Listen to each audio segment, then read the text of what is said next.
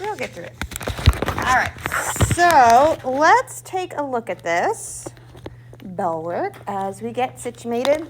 Make a note, this is week 16. Please put your name on your bell work and the week number on it, please. It really does make things so much more organized. What do we do for this top one when we're trying to solve stuff?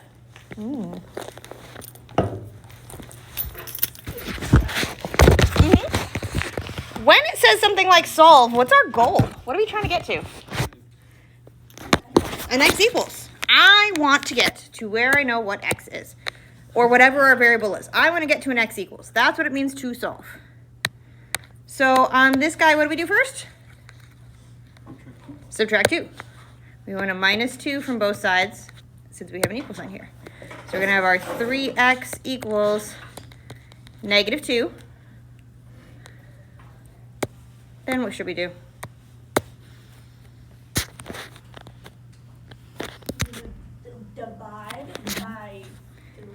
Divide by 3 on both sides. Because that's going to make this guy cancel out. We'll be left with our just x equals negative 2/3.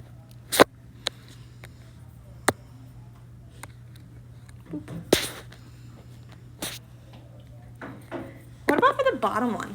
X squared minus 4 equals 0. This one is confusing because there's a whole roots. I added the 4 first. Yes, there are several options through this. The one I'm hearing most right now is that we added 4, so that would give us, I'm just bring it over here, our x squared equals 4. So how do I get to x then? Square root. Square root both sides. When we square root both sides, what do we need to remember to add in? Plus or minus. So our x is going to equal plus or minus what? 2. Other way of doing this, we could know, hey, wait a second. We've been doing so much factoring. I recognize this guy. That's a difference of squares. Factor it. Put it into factored form. That'll make it so we don't forget that plus or minus. Where we have the difference of squares. Where we have the square root of the first term in the front, x, the square root of the 4 in the back. So we're going to have our 2. 1 gets a plus, 1 gets a minus. There's Awesome sauce.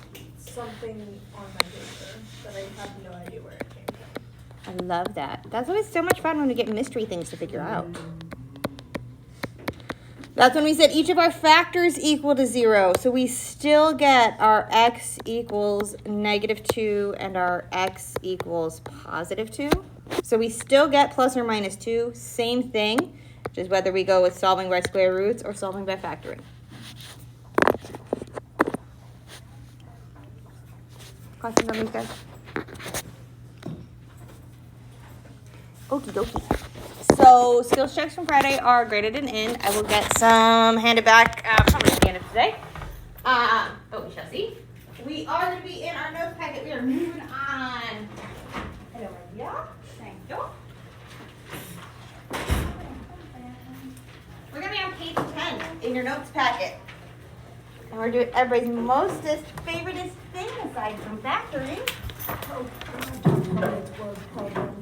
Okay, second most favoriteest thing. Graphing! I actually like graphing. Good. It's 10 minutes after the week, right? Is it time? Can I go? Alright, so we have page 10 in your notes packet.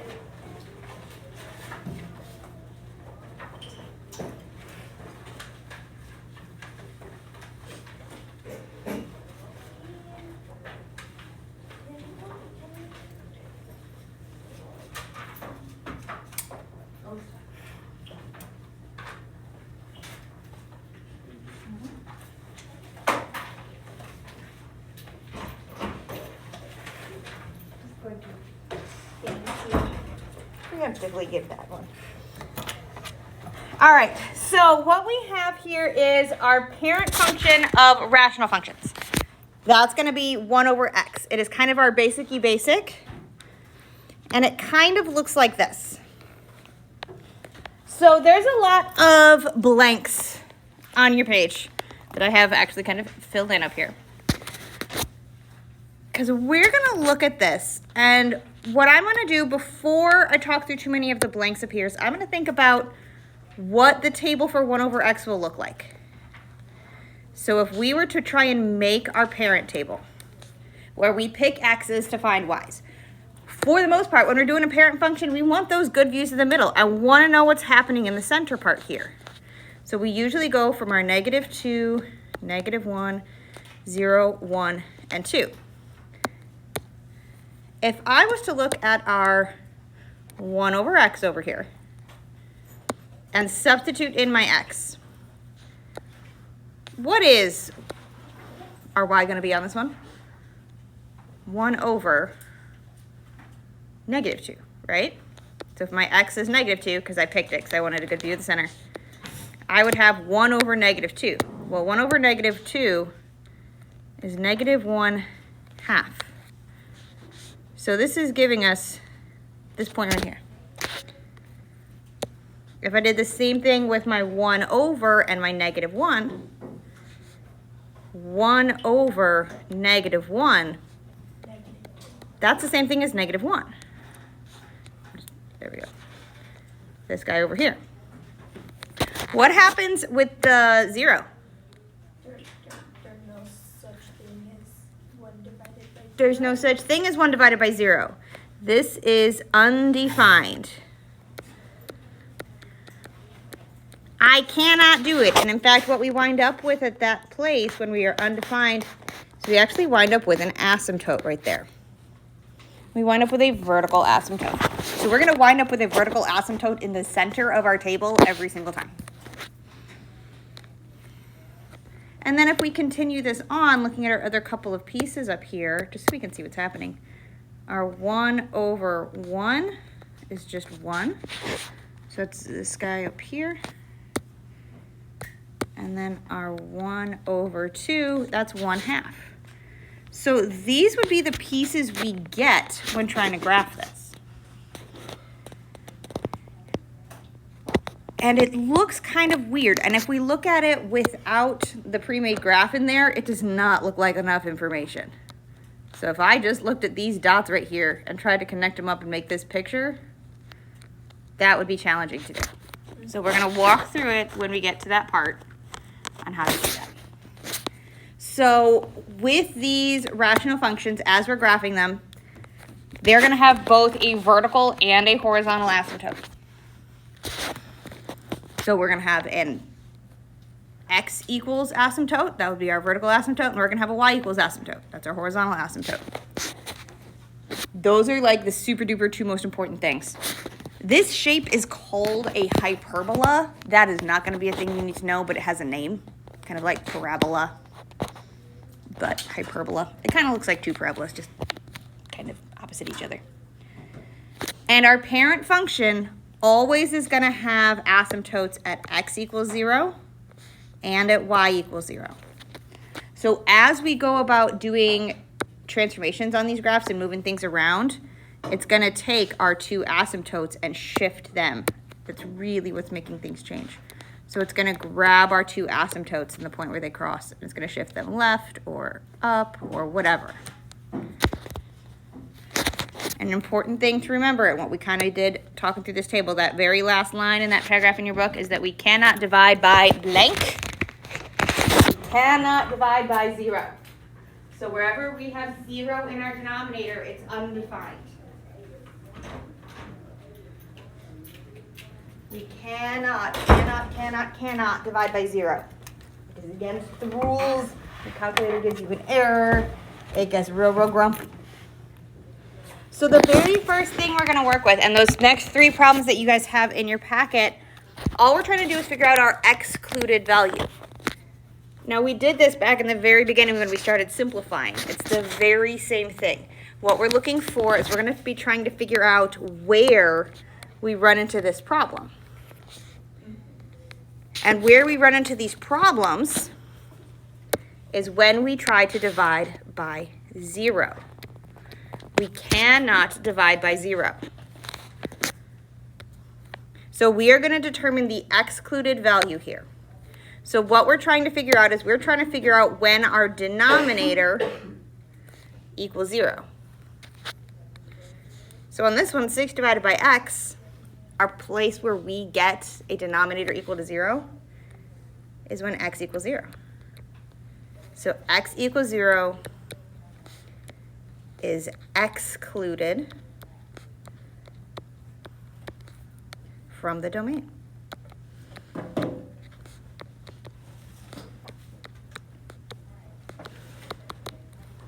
It doesn't work. We can't have it.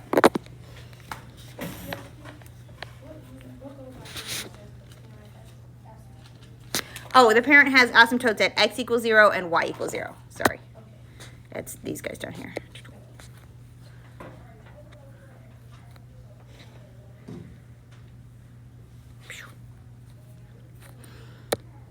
All right, so let's take a look at the second one, B, which I have kept apparently the same name on all of them, even though they have different names. Let's look at our h of x. There we go. Why are this things? I ain't changing them. I just noticed it. There we go.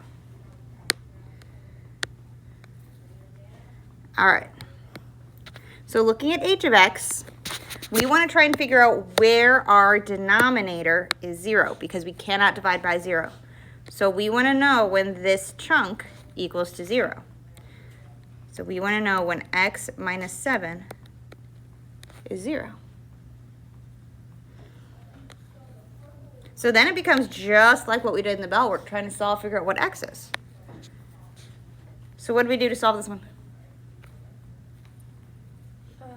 Subtract 7. Careful.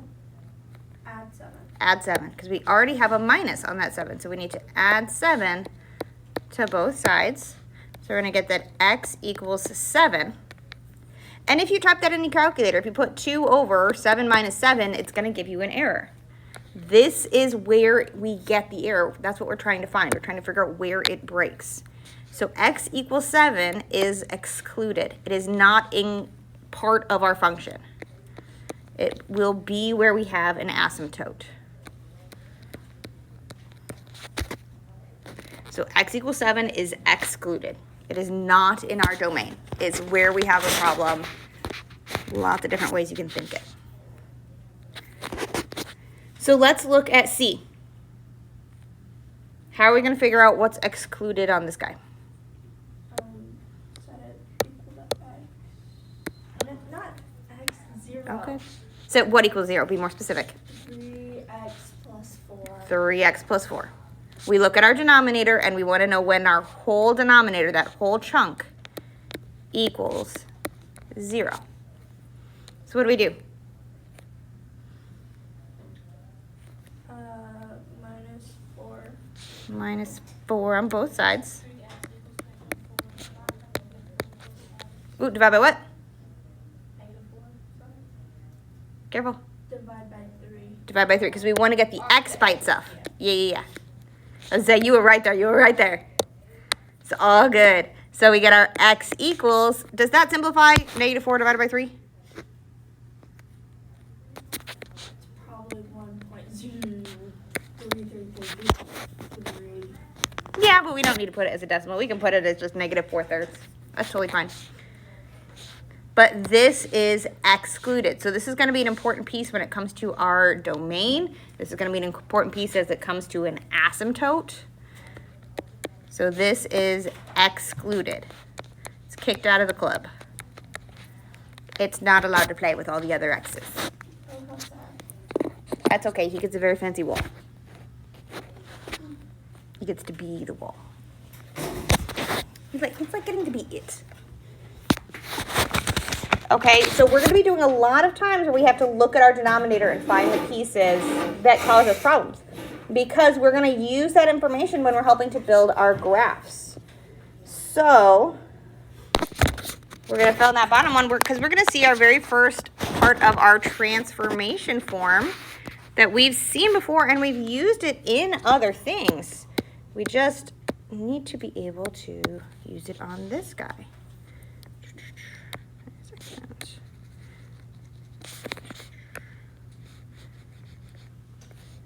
All right, so here is, like on the bottom of page 10, I've got our blanks kind of whited out here. So we've seen all these pieces before. We have a lot of things we've seen. We've got A, H, and K.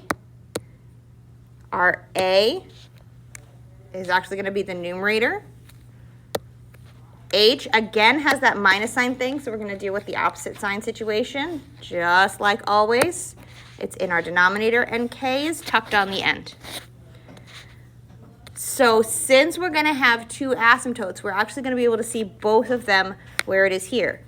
Just like we had before, H is our vertical asymptote. And it's going to happen where x equals h. It is also the place where the denominator equals 0. It is our vertical asymptote. So what we just did on this page, we found 3 different asymptotes. Awesome, because we're awesome like that.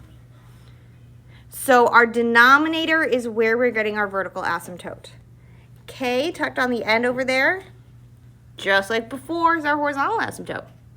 Y equals K.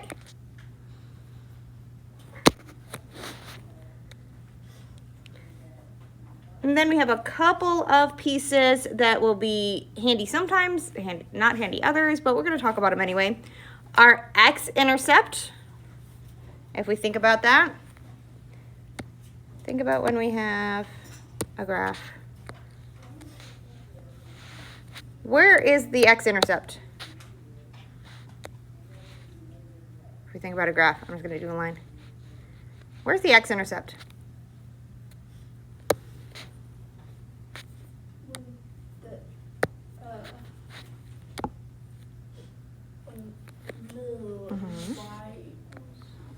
When y equals 0. So our x-intercept happens when it crosses our x-axis.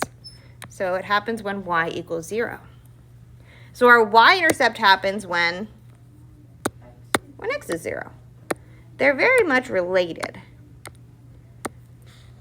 Our y-intercept happens when x equals 0. So it's when it hits that y-axis. So it's not going to be something we use super duper frequently, but it is going to be something that we use every now and then.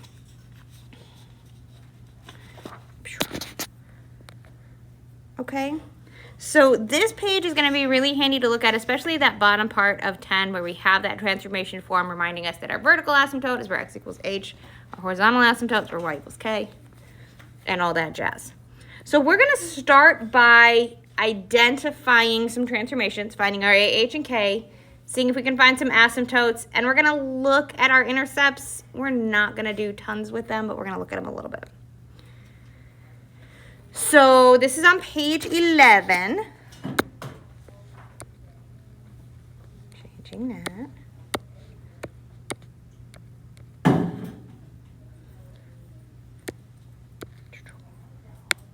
So we've got our g of x is 1 over x minus 5, and then plus 2. And the first thing we want to do is we want to find our transformations. So that means we get to play the match 'em up game, where we try to match our A with our H with our K.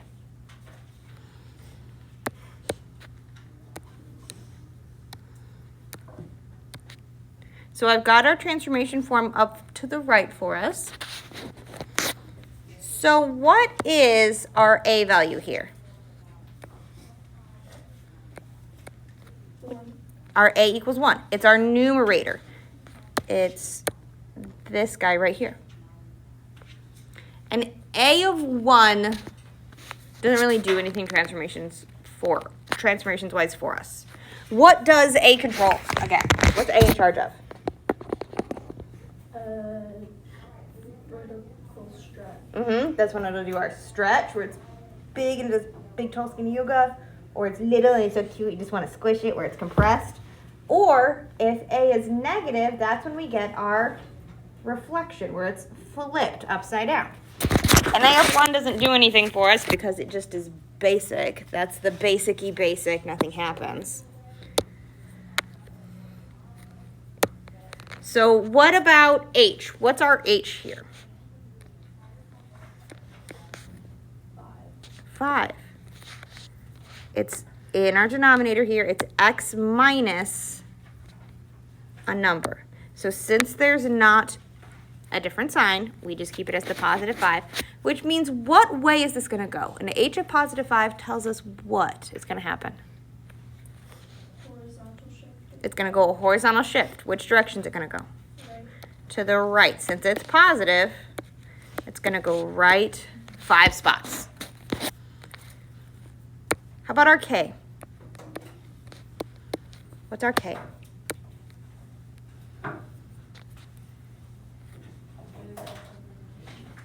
Say it again. Mm-hmm. What number do we have for our K? 2. So if our K is positive 2, which way is that going to make it move? Up. So our A, H, and K have the exact same jobs they've had for forever. So that lets us know what our asymptotes are going to be. Our horizontal asymptote, every single time, our horizontal asymptote is going to be a y equals, and it's always going to be k. Y equals k. So we're going to have a horizontal asymptote at y equals 2. Every time, it's going to be y equals k. Our vertical asymptote, every single time, is going to be our x equals h. So in this case, it's going to be x equals 5. Every single time, it's x equals h. And if you think back through our through our logs and our exponentials, our vertical asymptotes were always x equals.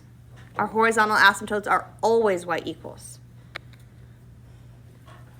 Our last 2 bits are a little bit weird. Our x-intercept and our y-intercept. We have not done much with x-intercepts in particular because that's kind of a solving thing.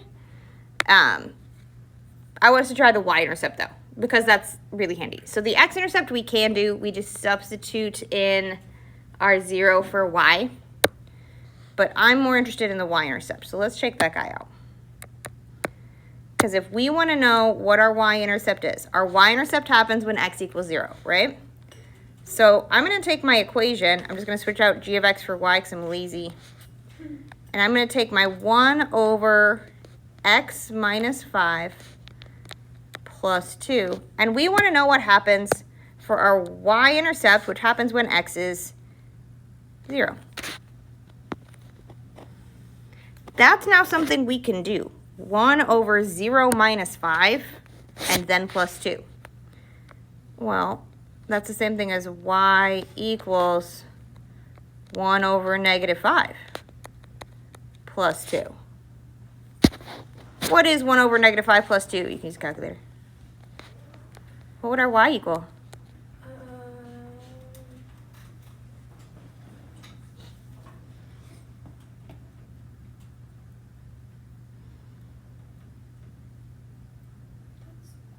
1.8. 1.8. Like fractions. After you hit the little 2 triangles, it'll switch you back to decimals. Since we're going to be headed more into graphing, we probably will want to have them as decimals because it's just easier to work with. For our x-intercept, it requires a little bit more solving, which as we get into solving, we will be able to get that. But honestly, I don't want us to focus on that right now. I'd rather us try this again and get into that very first graph down at the bottom. So let's find another set of transformations here. Looking at our next piece, our g of x. A plus 3. So, yep, we're starting out by playing matchup up again, where we've got our a as 3. What does that mean is going to happen transformation-wise? Yes, dear. Yes. Let me read your pass. Give me a second. It's a vertical stretch. It's a stretch.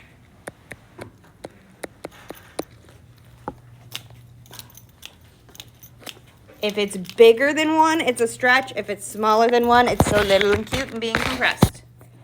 What other piece do we have here? We have a K. What's our K? -1. Ooh, careful. What's our K? It says -1. Oh, does it have -1? Yeah. Okay, hang on a second. I'll take it.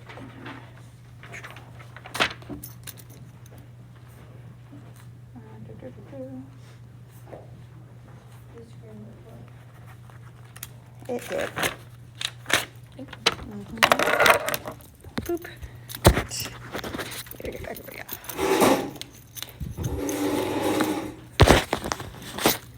Okay.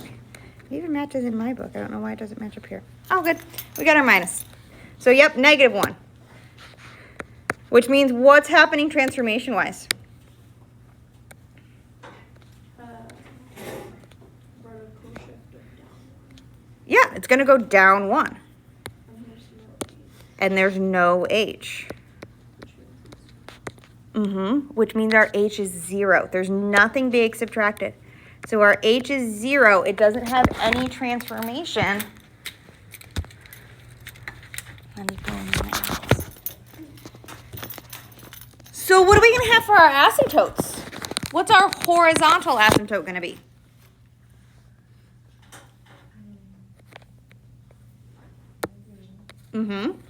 We always got to write them as equations, though. Our horizontal asymptote is going to be at our y equals -1. That's what makes it a line. So what's our vertical asymptote going to be?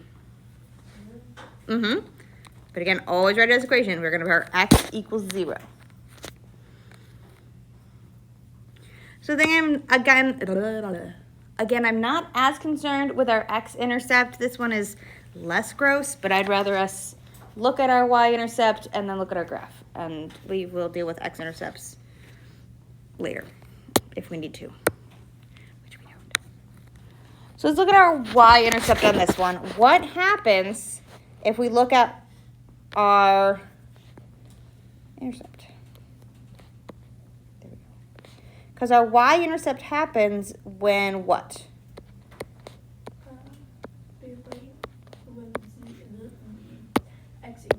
When x equals 0. So if x equals 0, what happens?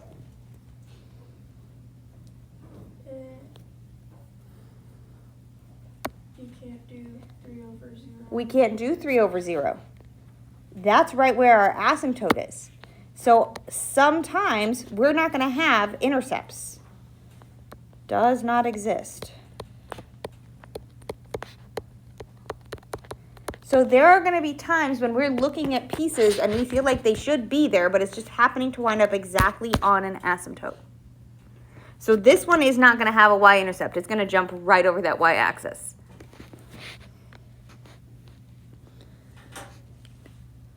So again, I'm not super concerned about having x-intercepts or y-intercepts. Y-intercepts are great, and they have their time and place, but we don't necessarily need to have them. I'm just trying to make sure.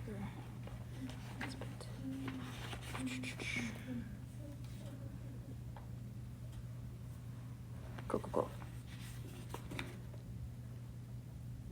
Awesome. Good. Questions on these two before we jump into that very last thing? So we're going to graph our parent function ourselves. I know I've shown you a picture of it, and we've kind of talked through our table once, but I want us to try this. So first thing we're going to look at, we've got our function of f of x is 1/x. What's our a? 1. What's our h? 0. And what's our k? 0. 0. So we're still comparing it to our transformation form. What is our horizontal asymptote going to be? Y equals 0. Here we go. Our horizontal asymptote is going to be our y equals 0. So that means we are going to have a dotted line. Whoa, way too chunky of a pen. Hold on a second. Our asymptote's going to be here. We don't always have to draw the asymptote if it's on an axis, but I want to at least for this first one so we see what's happening. So that's our horizontal asymptote. Where's our vertical asymptote? X equals 0. X equals 0. Again, it's our parent function, so we've already written that down at least once. But that gives us a vertical line like this. And we typically do our asymptotes with a dotted line. It's not a law, but it is a thing we do. So those are my two walls that we cannot go through. We are not the Kool-Aid man. I cannot go through the wall. So we can't crash through them. We can get real close to them, but I cannot crash through those walls. You'll need to continue on your iPhone. I was not talking to you. Nosy watch. She's best sometimes. Okay, so let's look at our parent table and see what happens when we try and come up with dots. So we did a couple of these earlier where we picked x's to find y's. And we generally want to start with a good view of the middle. So typically we're going to do our -2, -1, 0, 1, and 2. And if you ever want to do more values than that, that's totally fine. You can always fill in and put more pieces. That's absolutely valid. So if we do our 1 over with our x's over here, we're going to have our 1 over -2. And my iPad froze, naturally. Ooh, froze itself hard. There we go. I have our 1 over -2, which is the same thing as -1/2 or as -0.5. I do not care if you do these as decimals or if you do them as fractions. So when we have our x of -2, we're going to wind up with a dot right about there. I'm going to make that a little bit brighter. There we go. If we have our x of -1, that's going to have our 1 over -1, which is the same thing as -1. So we get a dot like this. And from here, we actually do have enough information to figure out what's happening, because I know I cannot cross the blue line. I know I cannot cross the green line. So I have to go through both lines, and it's going to kind of hug them like this. So it's going to make kind of a curved L. If you want to try more pieces, you can. If we do 1/2, 1 divided by 1/2, if you type that in calculator, 1 divided by 0.5, we get -2. If you go farther over, -4, 1 divided by 1/4, we get -1/4. Really, really close. So if you want to fill in more pieces, you can. 1 divided by 1/2 puts you down here. 1 divided by -4 puts you over here. 1 divided by -2/3 puts you here. Like, it'll fill in these pieces if you keep trying stuff to make this curve hug these two lines. So what it's going to look like when we connect together these two dots over here is it hugs my asymptotes on both walls. But I'm only halfway through my table over here. So we got a little bit more to go. Because if we look at our 1 over our x of 0, our next bit in the table, it's undefined. I'm usually not going to write the whole word undefined because, again, lazy. I will often put UND for undefined. You could put ASM for asymptote. If you're really feeling froggy, you could do a null. But it's looking that looks a little close to 0, so I'm not a huge fan of doing null. So then let's go on to our other side. We've got our 1 over +1. And we're back into a real value. We've got 1, 1. So I've got a point over here. And we're going to have our 1 over 2, which is the same as 1/2 or 0.5. So 2 1/2 gives us a point here. And it's very, very similar to the other side where I know I can't crash through the blue wall and I cannot crash through the green wall. I'm not doing loop-de-loops, no trick shots. I need to go through both dots and hug both asymptotes, so there's really only one way this can go. It's going to look like this. So basically, it's like a reflection of not only the y-axis but the x-axis. Mm-hmm. It's a diagonal. Yes. It looks like the same thing done, but mirrored this way. It is technically one function. It is one thing, but it looks like two things. When you are done drawing our rational functions, you should have two curves, two lines, and 4 arrows. So I've got my 2 purple curves, purple curve, purple curve. My 2 lines, my green line and my blue line. And I've got 1, 2, 3, 4 arrows. 2 curves, 2 lines, 4 arrows. That's what we're looking for with rationals. When we have an asymptote that's directly on an axis, I give a little bit of leeway because it's really hard to show. But that's what we're looking for. Okay? Tomorrow we're going to work with transformations and how that affects things and what that's going to look like. So I'm going to give you guys the very next homework. Yay, huzzah. That's going to be what we did today. So it's going to have some of those, find the pieces, find our A, H, and K. And it's going to also have the graphing stuff that we're going to work with tomorrow. So it has 4 graphs for tomorrow, but you could also go through and find your A, H, and K on it. You can find your asymptotes. We've already talked about that bit. Our first 3 questions up here are finding our extruded value like we started with today, and the rest of them are finding our A, H, and K and doing the graph stuff.